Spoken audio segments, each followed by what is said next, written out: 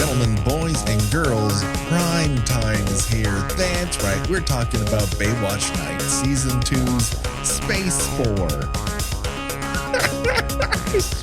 For real, on Kill by Kill TV Terrors.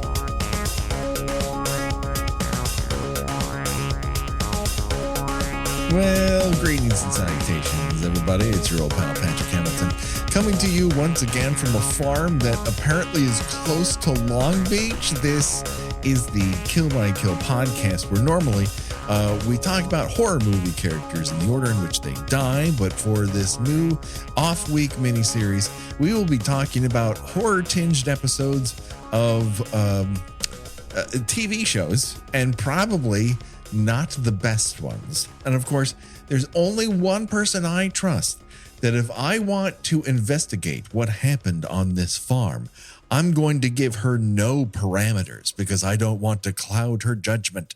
The one, the only, Gina Radcliffe. How are you doing today, Gina?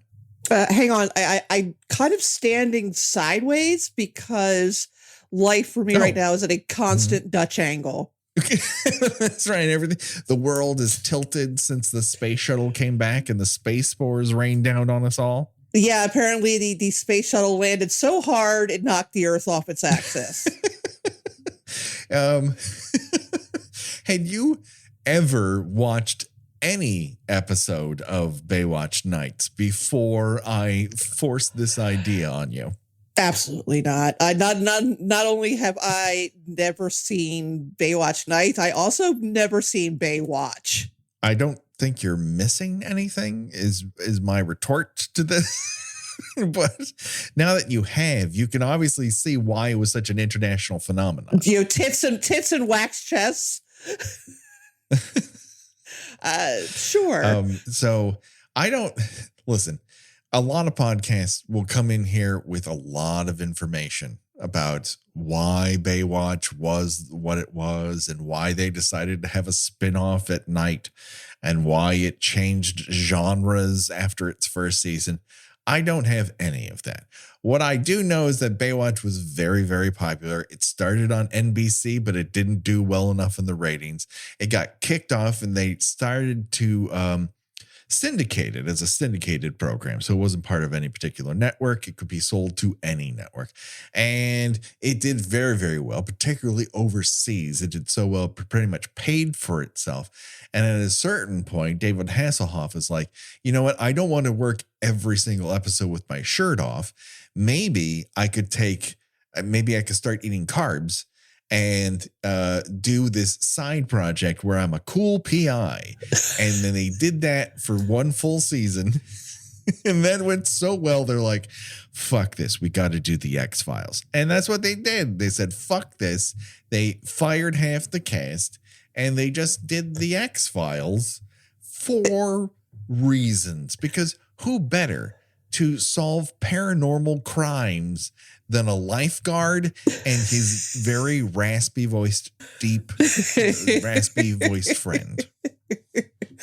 Yeah, I mean the reason why they decided to switch to, an X-Files format is just because like nobody cared about watching them solve crimes, right? Even though they cast Lou Rawls, who I guess had a mortgage payment he had to make. Well, listen, Lou Rawls has got to work too. And I guess a Vegas residency may not have floated all your bills at the time. And you're invited by David Hasselhoff to come on a spinoff of the most, one of the most big franchises on syndicated television. You're like, sure. And you go through a full season. It's like, well, I hope you enjoyed it. Fuck off. We're doing the X-Files now. Yeah, and it's completely serious. It's completely straight, which is hilarious because he's a terrible dramatic actor, as it turns out. Truly, yeah, no, he's very bad at this. And no one is good at it, but no one's being given the opportunity to be good at it. Well, with Hasselhoff, the problem is as what we've come up with, what we settled on as a problem for a lot of the things that we watch is that he looks embarrassed to be there. Yes. But he's he is the executive producer of this. Weirdly enough, like if it didn't work after the first season and they said, we want to change this into the X-Files, and he thought it was a bad idea, I think your first response would be, well, then maybe we shouldn't do it. If we have to resort to changing into something that I won't be embarrassed by every single week, and this is someone who is not embarrassed by all the seasons of Baywatch he had done up until this point. So I don't know why he would be embarrassed by Space Force. I love the credit at the end that shows this was created by 4 people. It's a real meeting of the minds. 4 people they all put their heads together to come up with basically X-Files, but cheap and shitty and with zero sexual tension between the leads. Yes. With each other, with inanimate objects, with space spores. There's nothing. This is the least sexy show that is shot through the haze of sexiness I've ever seen. It's the least sexy show in which the lead actress, for no discernible reason, is wearing a crop top. Yes. Just investigating crimes. With their belly hanging out. Listen, you got to let that midriff breathe. You can't solve paranormal crimes when your tummy all wrapped up. Then you got to let that out. So this is episode 10. We found this on YouTube because who would pay to watch this? Got no one on. This is also a German rip of this particular episode. And I think all the episodes of the second season are German rips, free on YouTube. So that's the level of quality we're at. So we open on lots of licensed NASA footage of a space shuttle mission and Houston ground control, and a lot of ADR of people going, hey, we're going to land, but my partner's family is going to be there. And like, oh, no. We don't need you to land here. We need you to land somewhere in California instead. And they're like, can you get him a TV? Why are you talking about this? Why am I hearing about this? Who cares? What does this have to do with Space Spores? And I know I've said these 2 words a lot. I'm not saying Star Wars. I'm saying Space Spores. Yeah, it's like, could be Space Spores, could be Space Wars. We don't know. It doesn't matter. Yes. There was a point where I took my glasses off and I didn't miss anything. But it's so rich and detailed, Gina. I mean, there are so many, there's so much care put in every single frame. Like when it repeats footage of the same thing you've seen, not once, not twice, but thrice. And kind of with that sort of staggered slow motion effect, which I was telling you, Patrick, before we started, that because the title card is in German, and the credits of the show start, about 5 or 6 minutes in. It took me a while to be certain that I was watching the thing I was supposed to be watching, because you've got this very long. Maybe I had rickrolled you with some sort of German fare. I just thought I found the wrong thing I was supposed to be watching, and. Because there is this opening scene that seemingly has nothing to do with the rest of the show. And it's all on this sort of grainy, shaky cam, slow motion. Mm-hmm. And I remain unsure what the point of that was. It's atmosphere. I mean, they don't have the budget to do anything. So they whoever is directing this is like, I'm going to give this style. But not a good style, just some vague style. And this is what they've landed on. Yeah, they, like, as I mentioned, a lot of scenes are shot in a Dutch angle for no discernible reason. Yeah. And if you watch, well, they're all Batman villains. That's the one discernible reason, Gina. They are all in the rogues gallery of Batman. That's the only reason why you do that. And if you watch carefully, like the camera's kind of drifting up and down. It's sort of a little bit like you're standing on a boat. And I'm like, okay, is that on purpose? Or was the cameraman, did he have, a 6 martini lunch before filming these scenes? I do, now that you say that, I wonder if this was a technique they had pioneered on Baywatch, a show that often took place on the boat of a ship or motorcraft or skidoo of some type. And they're like, well, this is the way you film television shows. You kind of drift with the ocean and you take a subjective point of view where the character you're looking at is also looking through the camera lens. It's this is so much of this is being carried by just let's stretch. Oh yeah. Stretch off scene. Yeah. I do appreciate the scene where Andy Harmon picks up a teeny tiny little rat paw, puts it in a baggie. Wait, we'll get to that. Am I jumping too far ahead in this richly detailed? You're jumping ahead. Episode. People won't know why she's picking up a tiny rat paw and looking like she's holding on. How do you find a rat hand? And you're like, let me get the tweezers. I don't want to grab this rat hand with my bare fingertips. In a fucking haystack, she finds a rat hand, is like, this is evidence.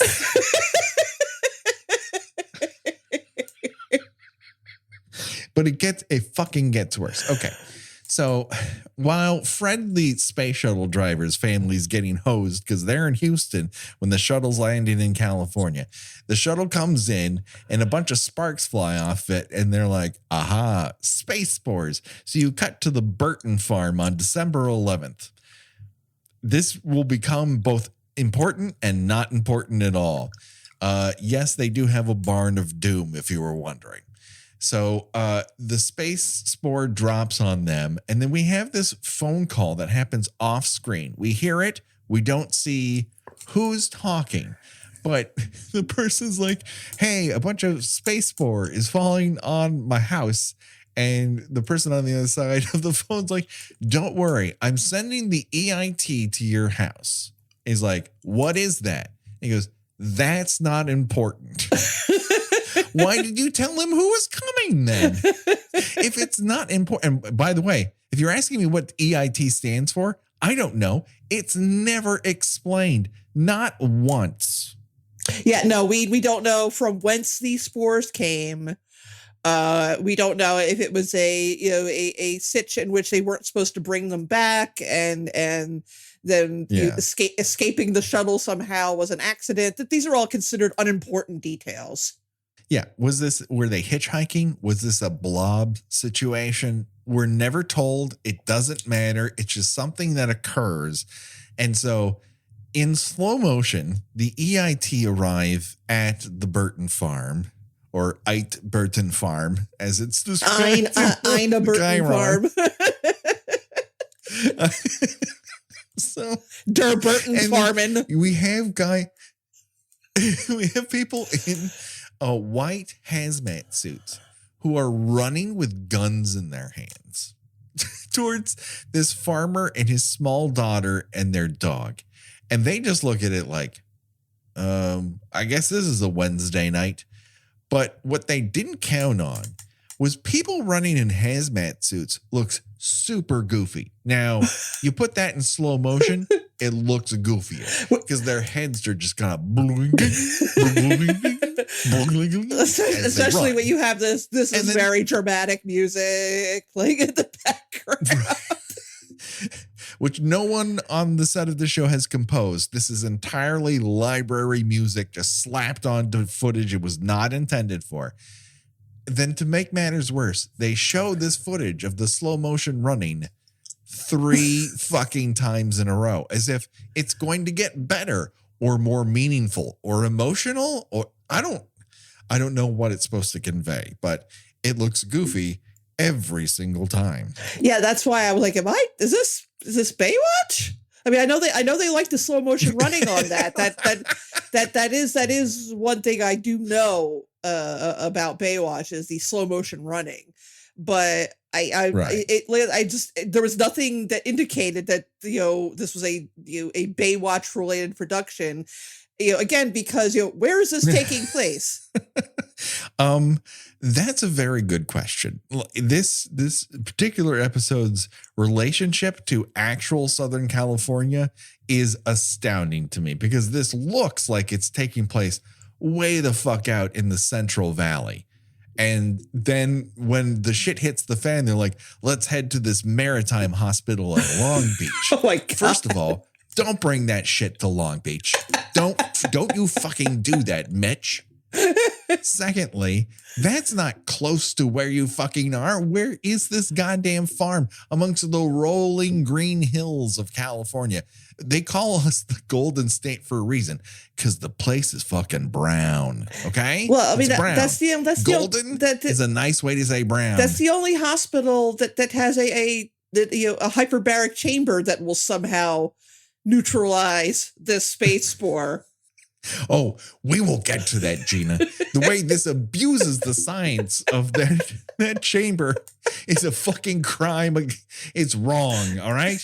But we will get to that. Let's get to the important part right up front, and that is we are treated to a sequence that is a real-life Tom and Jerry if Tom and Jerry were filmed in slow motion and filled with random sparks.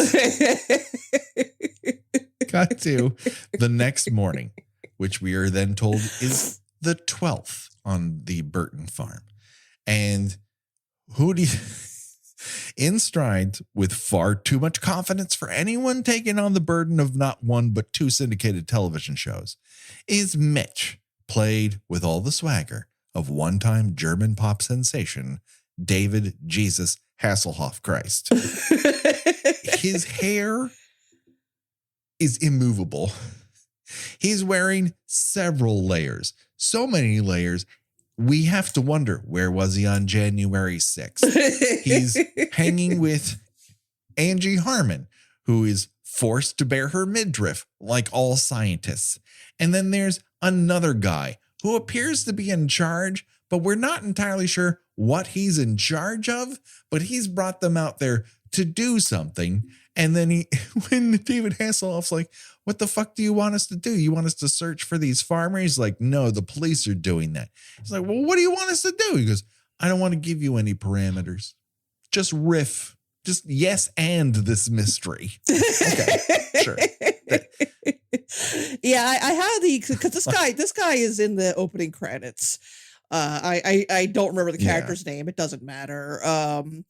So I have the feeling that every episode opens with this, I called you in to investigate this case. Yeah. Well, what do you want us to do about it? Well, I'm only going to give you, a minute amount of information. You figure out the rest. Well, okay, then. Yeah. We need to find this succubus. Well, what is that? I'm not allowed to tell you or what my name is or why I know, but go investigate, you lifeguard and random person. How do you make money at this? How does searching this farmland equal $? Why are these the paranormal problems you throw a lifeguard at? I mean, this is the stuff that,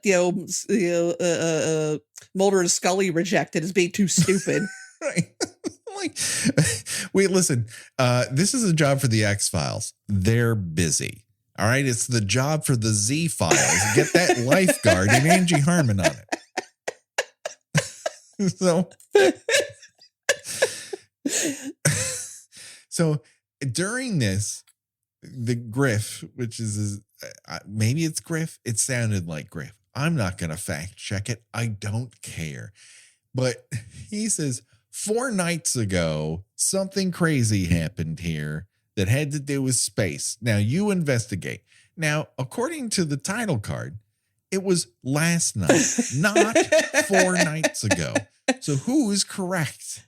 Yeah, and also, what do you mean by crazy thing? You're 10 episodes into this paranormal investigation show. And then he's like, just investigate. And then David Hasselhoff, and a sign that's always good for a show. Because when you have your lead character say, well, this is so stupid, why would anyone turn to me for help? is like, oh shit, yes. Why would anyone turn to you for help? This is a bad. Let's wrap it up. And again, is this, close down the set and get back to Baywatch? Is this a running gag in this show where this has somehow become his job or fallback career from when the lifeguarding business runs a little slow, and yet sure in the off season he professes bafflement whenever anybody actually hires him to take on a case. Like I feel like that's probably what passes for a running joke in this show, because it kind of has that structure. Like, we want you to find this. Might be a jogging Josh. We want you to find this Sasquatch. Why would you want me? What do I know about Sasquatches? Which is a legitimate fucking question. What does he know about any of this? And then the show goes out of its way to attempt to find some sort of rationale for why you would call Mitch in to solve this mystery.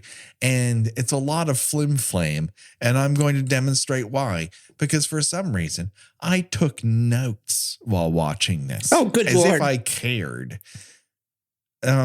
So they split up, because that's the first thing you do in a Scooby-Doo mystery. You split up.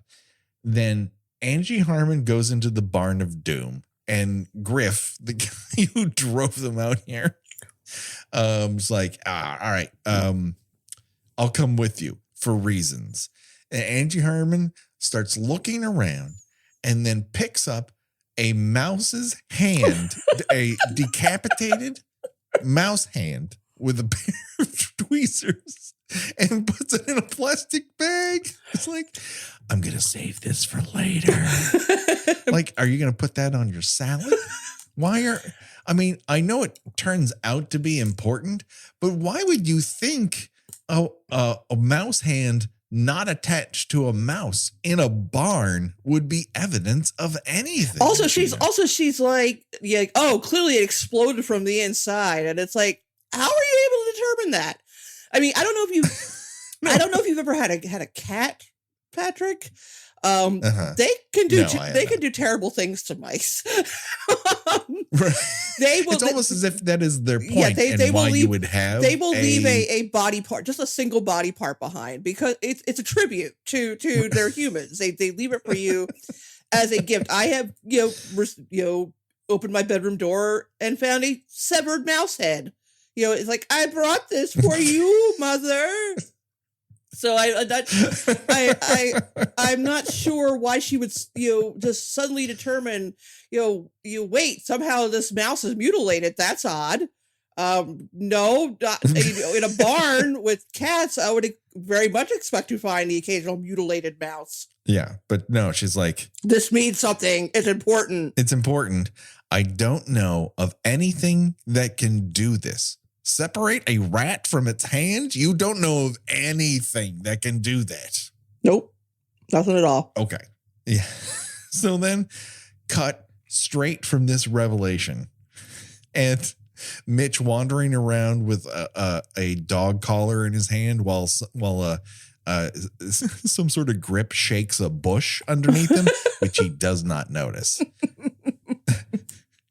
In the history of Grips shaking greenery on camera, it's never been more obvious than this one. Not even Doppelganger can compete with the level of ham-fistedness going on here. Holy moly. Which is quite truly saying something. And won't be the only Patreon reference I'm going to make, because this weirdly has a lot of Patreon references going on to it. We go straight into the credits, which is the shadow of David Hasselhoff walking around a blue-tinted studio while someone with an alto sax plays in the background. And you're like, but Patrick, how do you know it's an alto sax? Because in the end credits, the guy with the alto sax is on camera, not once, but twice, mirrored. So his dick-like alto sax is crossing swords with itself. Because there's nothing spookier than alto sax. And my favorite, very, very few theme songs contain the lead character just spitting a line at you.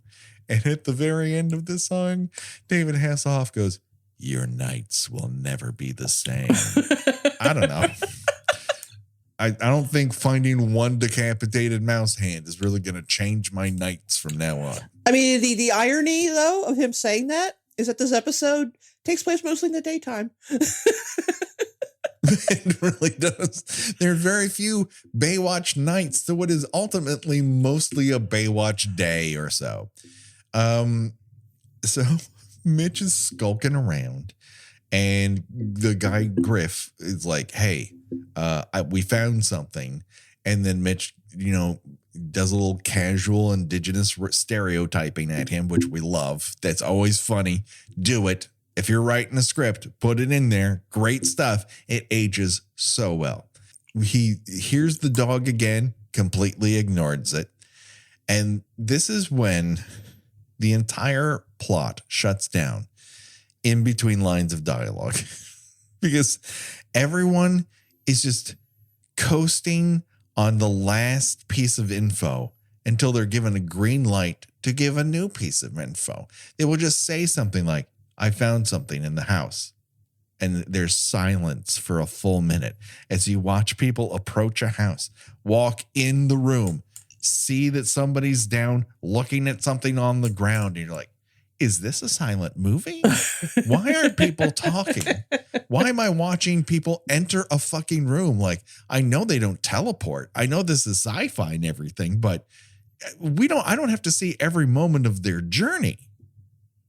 One thing you have to point out is they determine that this spore is getting inside of creatures and blowing them up somehow because they are, I guess it's multiplying or something. And that's how it spreads more spores because it bursts. So you're really teased with the idea that you're going to see a person blow up at some point, which you do not. It kind of that affects. Spoiler alert! It stops. It starts and stops with the mouse. We see no further explosions after that. But I asked you, Patrick. The explosions are threatened, but they never follow through. Yeah. Remember Cloverfield? Right. Yes. Do you remember that? Like, definitely the explosion part. Yes. So could J.J. Abrams have been inspired by an episode of Baywatch Nights? If I were the screenwriter of this episode of Baywatch Nights, I would be suing J.J. Abrams so hard that it would make your head spin, because it's obvious that this is a very original piece of information, and it's not at all just riffing off of stuff that they got from John Carpenter's The Thing or Day of the Triffids. It's just really original work, 100%. And you know that because Angie Harmon has somehow faxed information about that mouse hand to, quote unquote, a friend at UCLA. Then that the friend is a janitor. Right. This friend at UCLA has communicated a lot of information to Angie Harmon, which she maybe deserves an Emmy for attempting to say out loud as if this is real dialogue a human being would say to other people. But it all comes down to, this is a space plane that can mimic anything it touches up until the point when it spontaneously explodes and then spreads its spore to the next host. Now, Gina, this is one hell of a phone call between her and a friend at UCLA. Yeah, apparently that the friend apparently does not feel the need to report this to anybody else. Right. Yeah. Once someone calls you up and says, "I have evidence of intelligent life from the universe on planet Earth, and it's spreading," and they're like, "Well, here's how it spreads. Have fun at that farm. I've got a class to teach. I can't imagine that this is going to come back and harm me in any way, shape, or form. I certainly won't be contacting the newspapers. Let's get lunch next week. Bye." Just tell your Aunt Harriet I'm thinking of her, okay? And we need to hit the cinemas. You and I, we love to go watch the movies. Anyways, toodles. Yeah, that really gives you the best example I could think of the quote unquote plot structure of this show. All the necessary information you are given is in a 20-second bit of dialogue that's said within the first 15 minutes of the show. So there's no suspense as to what they're dealing with, how it spreads, how they can stop it. We know it's from space. It imitates people, although we don't ever see that. We never see not once. We never see what they mean by it imitates other living beings. That's never shown. And then it gets inside people, also never shown. And eventually it blows them up, also never shown. So that's it. That's all you're getting. That's all you're getting. Yeah. Now let me clarify. At the time that this was obviously a lower budgeted ripoff of the X-Files, which went shockingly far in what it did or didn't depict on screen as far as the various monsters of the week they were investigating. Yeah. This is the same year the X-Files follows the Super Bowl. It moves to Sunday. It's quite possibly the greatest sensation on television at the time. And this is at a time when it's competing with things like Friends and ER. That's how big the X-Files was. And the people behind Baywatch are like, I think we can rip this off. And I think we can do it on 1/10 the budget. All we need is half a shirt for Angie Harmon and we're good. Yeah. That's it. It's like, how much all right. Well, how much are we spending on special effects? On what? Special effects? I don't understand. Well, they're going to be investigating like aliens and monsters and paranormal things. We're going to show them, aren't we? I don't know what you mean.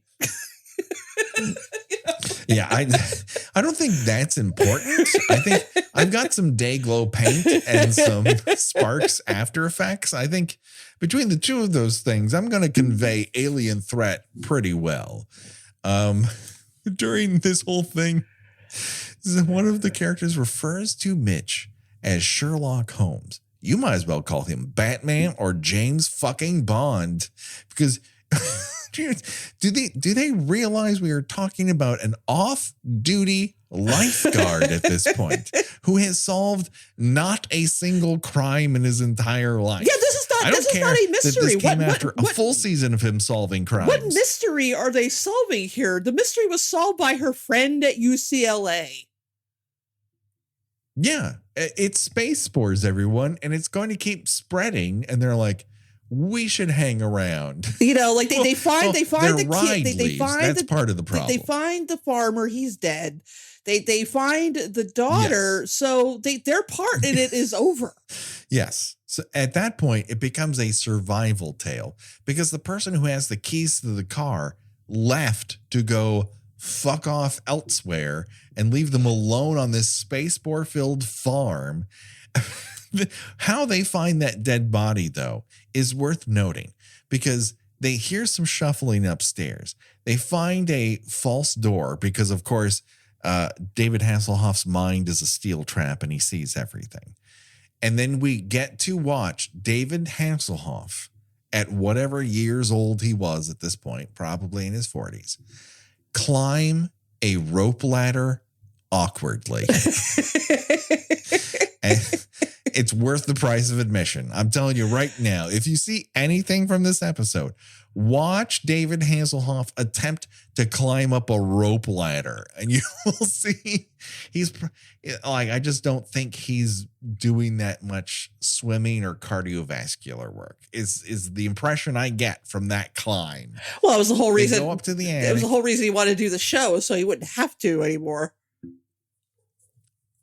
Right, but he's still doing something. And then when they get up to the attic, Angie Harmon, in the smartest move anyone does in this entire episode, uses David Hasselhoff as a human shield, just hides behind him and his tiny flashlight as they investigate this attic, which takes 3 minutes. I mean, it's a really long time to investigate what is ultimately a single room. Oh yeah, When you're not cut. When you're saying like stretch, you're not kidding. This might be the stretchiest stretch yet. You're just wandering about and you're waiting for them to find a dead body and waiting for them to find a space spore, waiting for them to find an ET going phone home, something, anything for Christ's sakes. And finally, they just find the dead guy who is dead for reasons we will never know. He's not exploded. He's not exploded. He's not exploded. No. Although at this point, we don't, I think what they, in their minds, they thought, if they find this little girl with her dead father upstairs, we might think that she has been space spored.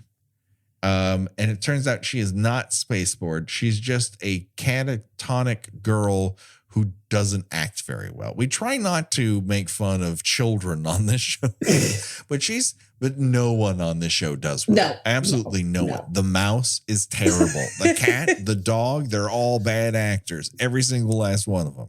Yeah, no, it's not just it's not her fault. She's doing the best she can with what she has, which is absolutely nothing.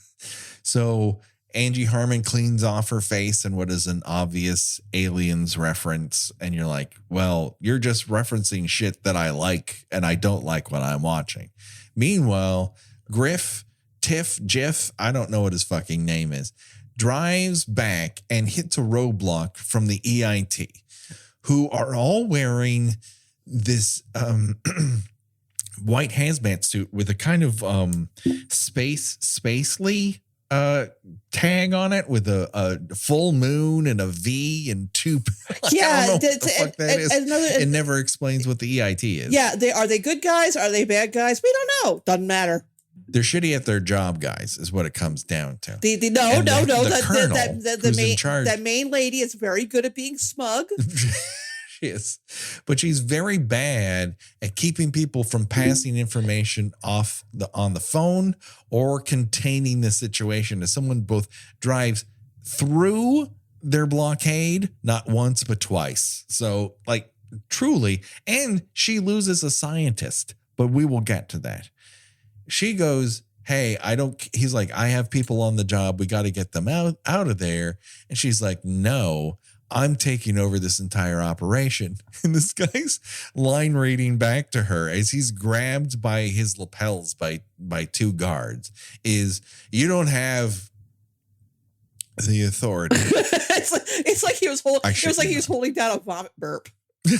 It's like, could we get a take 2 on that, you think? They're like, no, it's never going to be better than this. This is the best take that has ever been. We've got to get 3 more episodes of this done today. The authority.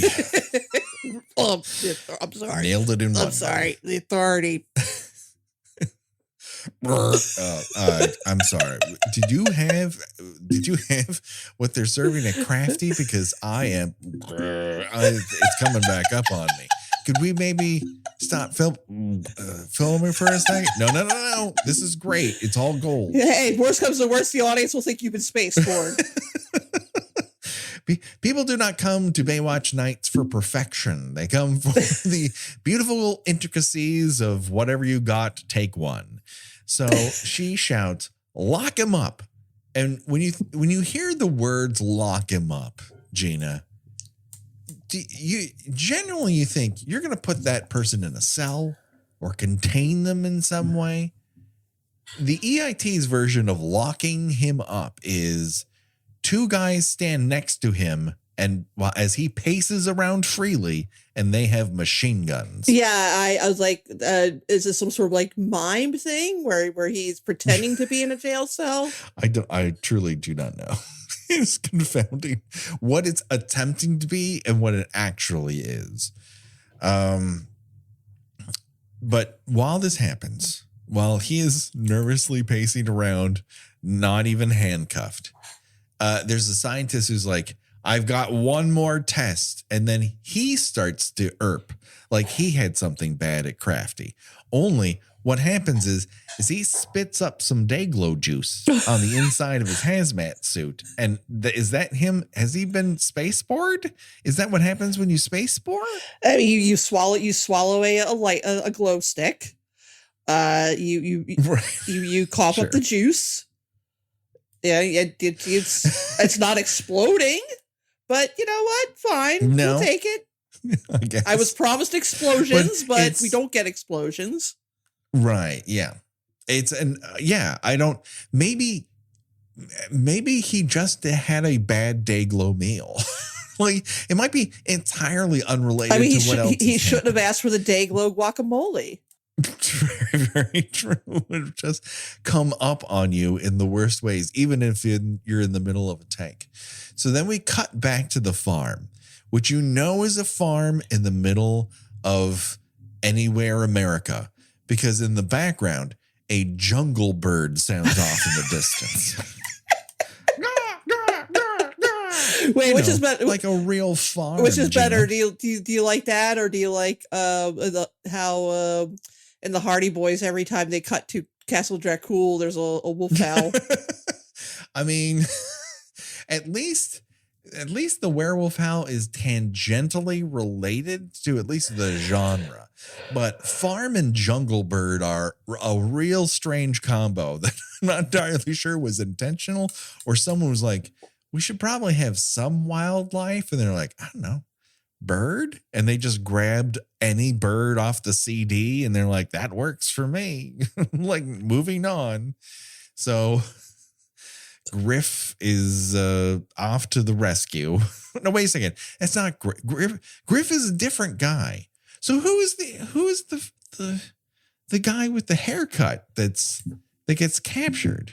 Because Griff is their other friend who's super hot. I think who's fixing an engine next to his Nokia brick phone. I think I might have had my glasses off at that point. Okay. Because I did see David Hasselhoff. Because there is like the okay, so Griff is not the guy who brought them in for to do the job. Okay, Griff is the guy who drove them in the ambulance. In the ambulance. Okay, yes. All right. So I don't know who the other guy is. My apologies. I don't know who the fuck these people are. Honestly, I swear to you, it does not matter. It really doesn't matter. No. Like I don't remember Angie Harmon's character's name. No, she's Angie Harmon. She's not really playing any sort of character or anything like that. Okay, I am looking up on IMDb Space Spores. Let's go down. And Griff Walker is Eddie Cibrian, and the other guy is Teague. Griff and Teague. So sure. My apologies to Dorian Gregory, the actor who played Teague. Is a really shitty show that you were on. Yeah, I'm not gonna remember that 5 minutes from now. Very true. So Griff is a sexy mechanic of some kind, and Hasselhoff calls him and said, "Oh my God, we're on this farm. There's space spores. Come on out here." The EIT cut off communications, but it's too late. Griff is on his way, and he gets stopped at a blockade, and he's like, "I'm not going to let that stop me. I'm going to sneak around and Bluto in stealth mode." Trying to get to the farm. Here's a problem with the actor playing Griff is he has trouble spying on people with his mouth closed. Every time he shows up, he's like, it kind of undercuts the whole stealth element when you can't breathe through your nose. You know what I mean? But he'd make a great obscene phone caller. It truly would. So here's a confession. Gina, I love you. But if I have to knock out guys in hazmat suits, steal an ambulance, and get shot at just to pick you up, you're probably going to have to call an Uber or something. Especially if I'm like if I might be space bored. Yes, that is a real possibility. I'm just getting Day-Glo juice all over the back of your car, and that's not cool. It's a lease, and I really can't have that. So he steals this ambulance. He shows up, and before he comes in, they yell out the window, stay right where you are because the dog is out there. And then they go through this whole rigmarole, like, how are we going to get to the ambulance? How are we going to get to the ambulance? And Hasselhoff's like, I'm going to distract the dog.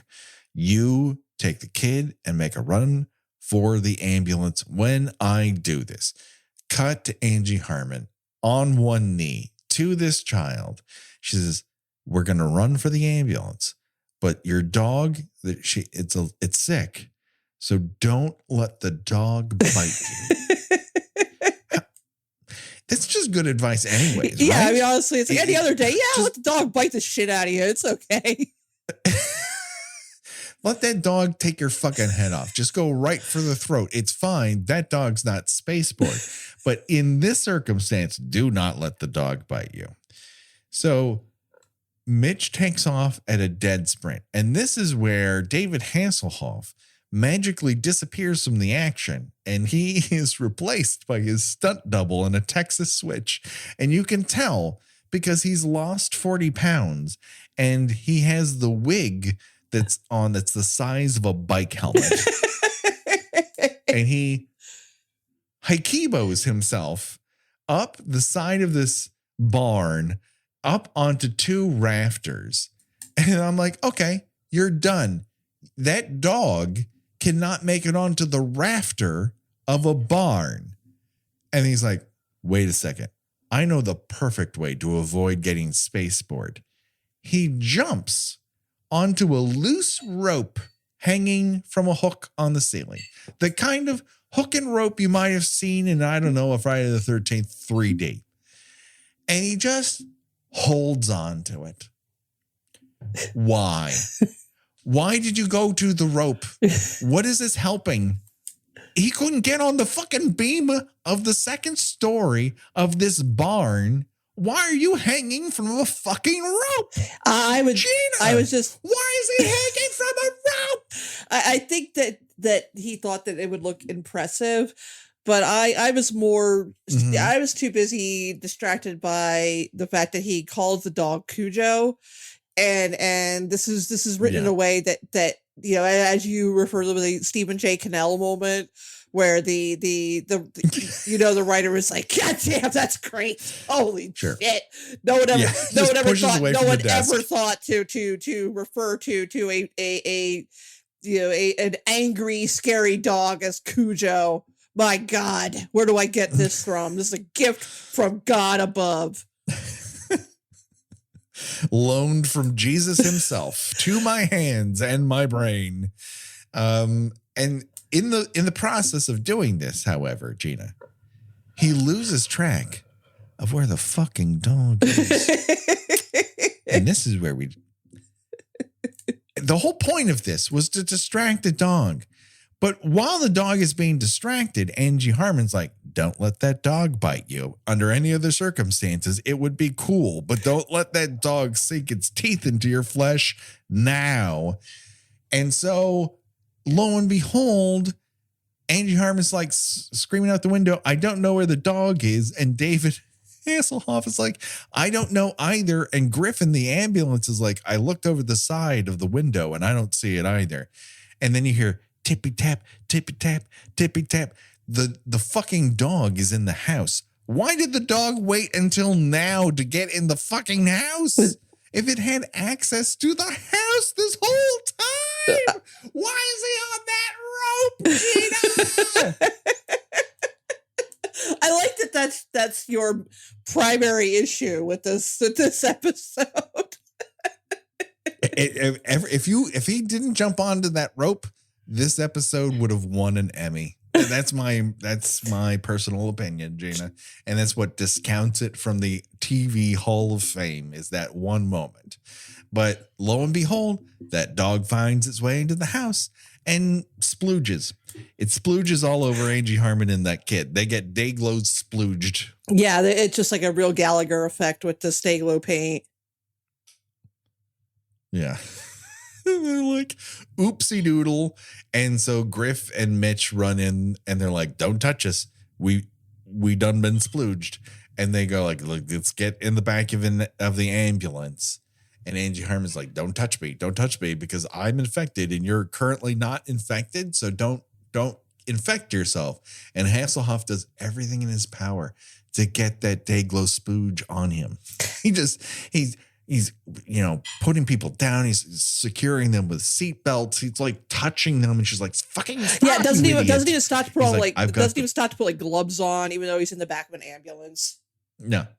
That's not a lifeguard dives into danger to save lives, Gina. Oh God, is that what this is supposed to be?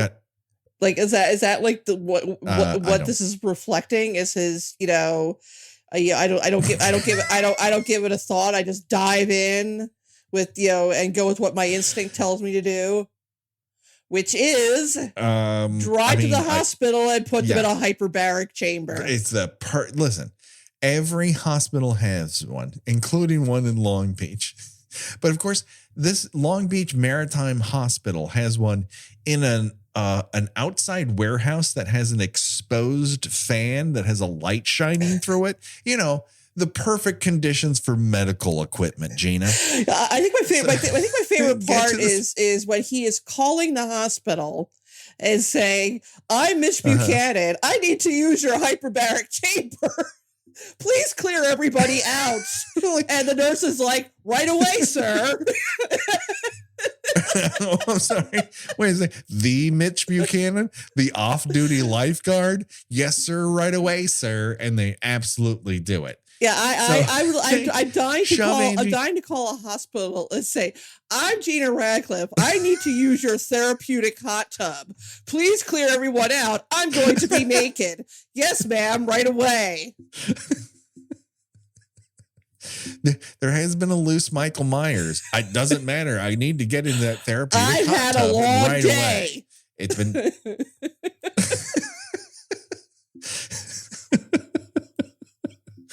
So they do it. He shoves them in the hyperbaric chamber. And if people are unaware of what this is, it's supposed to, when you're down deep in the ocean, there are certain pressures that happen to your body. If you rise too quickly, air bubbles can form inside of your veins, and air and blood don't get along. You can die very painfully as a result. It's called. I was going to say, this is called a popular Radiohead album, The Bends. Right, exactly. So the whole point of a hyperbaric chamber is to place you inside it and return you down to the pressure in which you were originally at, to therefore clear the bubble out of your bloodstream and then return you to normal pressure.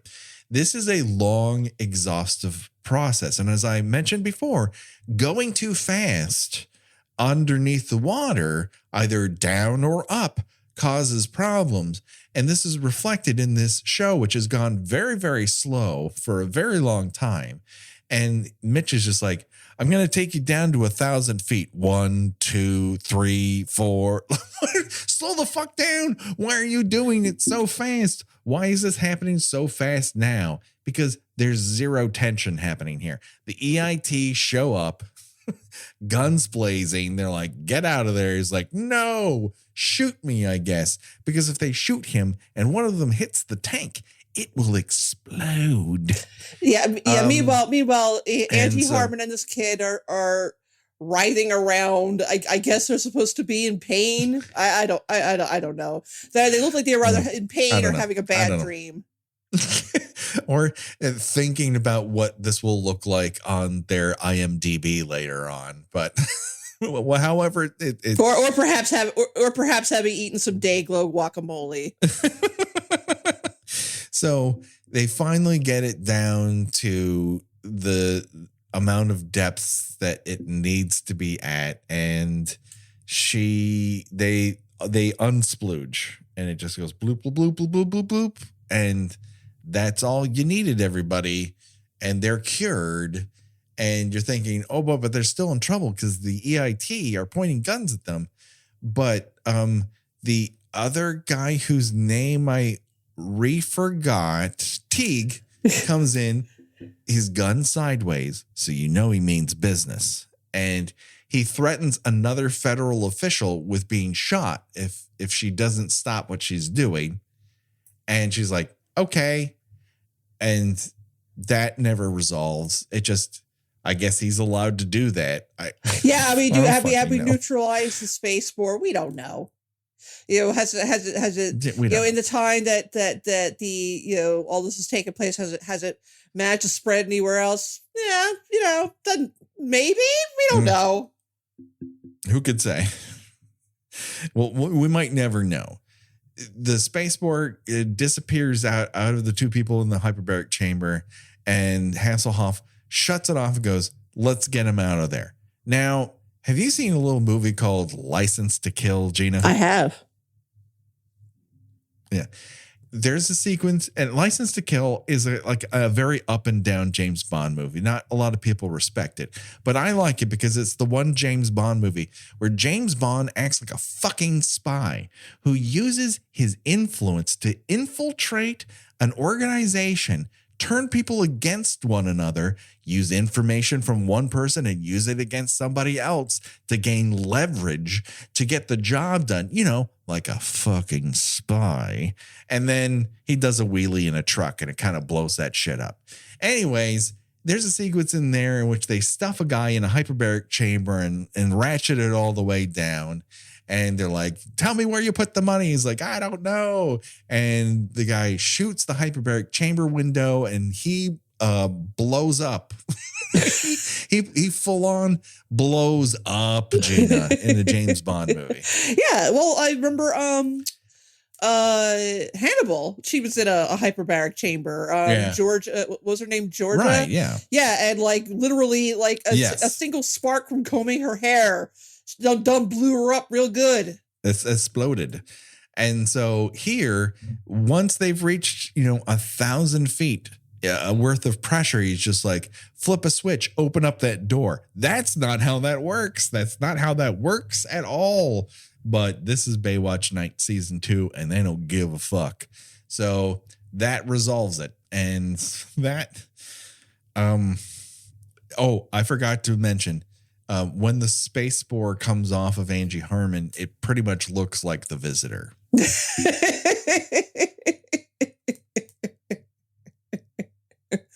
Yeah, she's just got like, they return to the farm. She just dotted with this like Day-Glo stuff. And it's obvious that they filmed it in reverse, because how else would they get it to rise off of her? They're not going to like secure her to the ceiling or anything like that. They just reverse the footage. It's very poorly done, every single part of it. So the next day they take the kid back to the farm. You have an aunt just standing on the porch. She never says a word, because why would she? And Angie Harmon's like, sure, I'm sorry that your dad died. Anyways, I'm also sorry your dog blew up. Here's another dog. And she's like, Grammy, I got another dog. And she runs off, and they're like, and they close the door, and Teague's like, see, I told you, you guys knew exactly what you were doing. And Mitch is like, I still think this is a bad idea. And then he starts up the car, freeze frame. He never puts on his fucking seatbelt. Mitch drives around without putting on a fucking seatbelt, Gina. This child. Warning, the closing credits. This child is remarkably unscathed from this experience, in which she presumably saw her father die in front of her, because she's just sitting there next to his corpse. He's got the wide eyes, like he's just seeing something terrifying right before dropping dead. She has no mother. They made a point of mentioning the mother died in childbirth, so she's an orphan, and she's like, "Yay, puppy!" And she's fine. Yay, puppy! It solves everything. I saw my father die in front of my eyes. I was spaceborne briefly. Yay! So, yeah, that was fucking Baywatch Nights. I would choose, if we could choose our own death venture, it's either be blown up real good or die of a heart attack because you've been threatened with space sporing by the IT. I don't know. Which one do you choose and why? I guess that's supposed to be what happened to to the father. I mean, we were promised explosions, and we did not get explosions. Somehow we managed to talk about this for over an hour. This 42 minutes worth of Baywatch Nights we talked about for over an hour. And it's about my plan to do very short episodes about TV shows is going swimmingly. But it's about 10 minutes of plot too. That's the really funny part.